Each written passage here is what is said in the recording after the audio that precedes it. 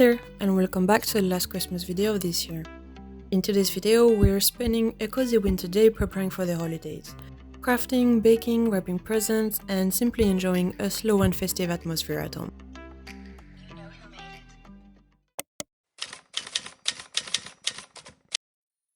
I started the morning very gently, taking my time and easing into the day. The first thing I did was make myself a huge pot of coffee using my French press. I used this hazelnut coffee that my parents brought me back from France, and I absolutely love having it around this time of year. Hazelnut coffee always feels extra festive to me. It's warm, comforting, and very Christmassy.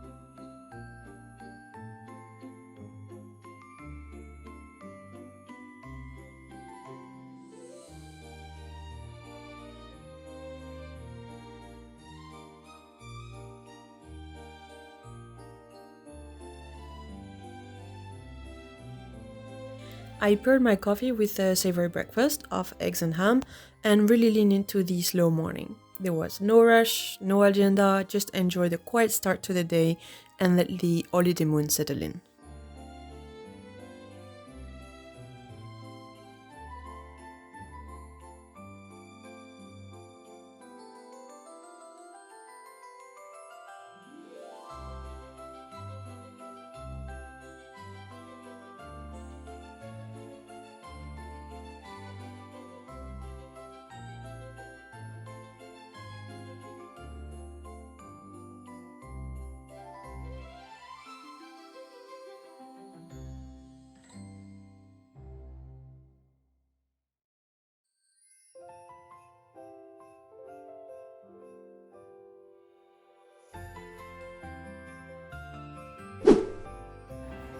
The sun was out, which felt like such a treat for this time of year, so we decided to go for a walk. Of course, that also meant stopping for another coffee along the way. This coffee shop uses all-pressed beans, which makes the coffee especially good, so it was definitely worth the stop before heading back home. Once we were back, I decided to finally start a little Christmas craft I had been wanting to do for a while. I wanted to make an orange garland to add a vintage touch to my Christmas decorations. The process itself was very simple, although it does take quite a bit of time, especially the drying part. Before starting, I looked up a few YouTube videos just to be safe. Most of the tips I found were about how to keep the oranges looking bright instead of turning dark while drying, so I followed those instructions.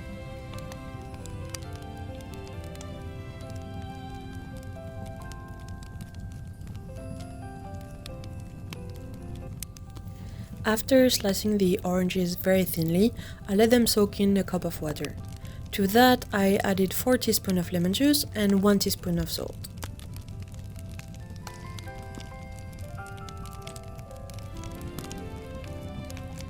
I let the oranges sit in that mixture for about 30 minutes.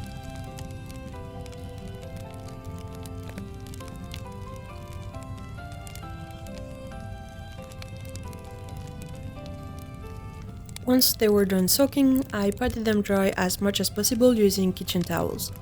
Looking back, I think I could have dried them even more because they did take quite a long time in the oven.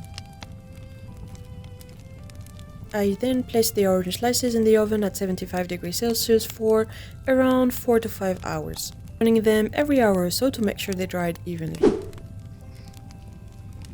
While the oranges were slowly drying, I took the opportunity to start wrapping my Christmas present.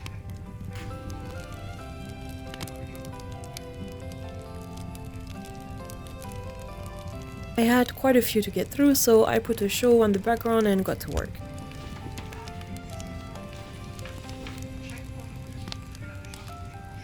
I usually stick to the same wrapping style every year. I use simple brown paper with thread string because it feels classic and festive to me.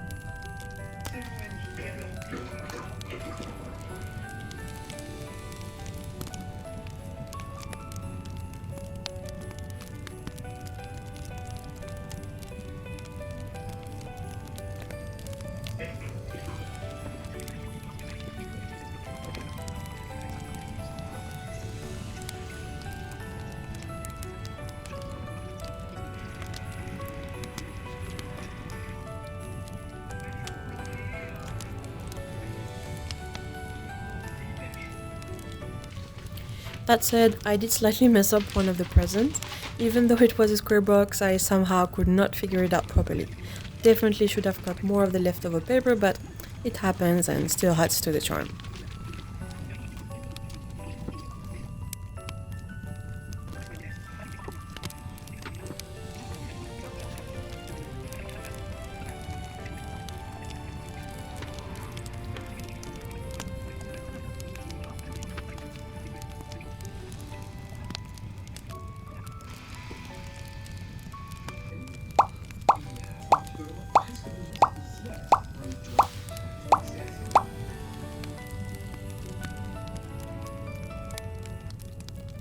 Later in the afternoon, I felt like doing some baking so I could gift homemade treats to friends and family. I decided to make biscotti, so I pulled out my trusty cookbook illustrated by Carol from Woodland. Every recipe I've tried from these books has turned out great, so I knew this one would not disappoint either. I did decide to be a little adventurous and tweak the recipe though. First, I halved it because the original amount would have made far too many biscotti. Then I decided to turn it to a chocolate version by substituting 50 grams of flour with cocoa powder to give it a richer flavor. In the end, the ingredients were 325 grams of all-purpose flour, 50 grams of cocoa powder, 250 grams of sugar, 3 eggs, 200 grams of half almond that I had roasted beforehand, and finally 150 grams of dark chocolate. Once everything was mixed together, I shaped the dough into 4 logs and placed them in the oven for about 30 minutes.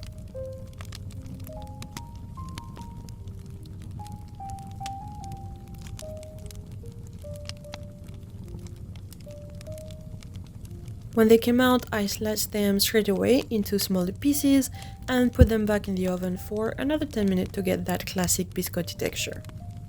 They turned out really well, the flats smelled amazing, and they made perfectly to give away. They were simple, homemade, and very festive. Then I decided to make my orange garland. The oranges turned out much darker than I expected, but still I was very happy with the result and put the garland into my kitchen.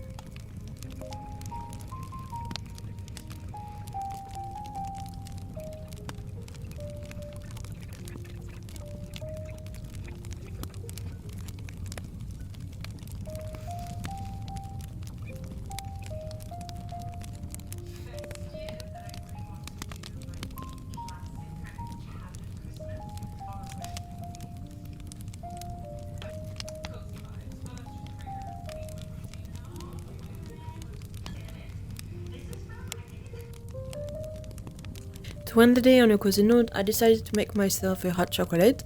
This is such a comforting treat and always brings back memories of Christmas when I was a kid. Once the chocolate milk was hot enough, I poured it into a mug and added some mini marshmallows on top. For an extra touch, I used a small torch to lightly burn the marshmallows, which gave the hot chocolate a subtle s'mores flavor. I enjoyed my hot chocolate on the sofa, taking a moment to admire my Christmas decoration. It was the perfect way to end a slow Christmassy day. Thank you so much for spending this cozy day with me. I hope you enjoyed the video and I will see you in the next one.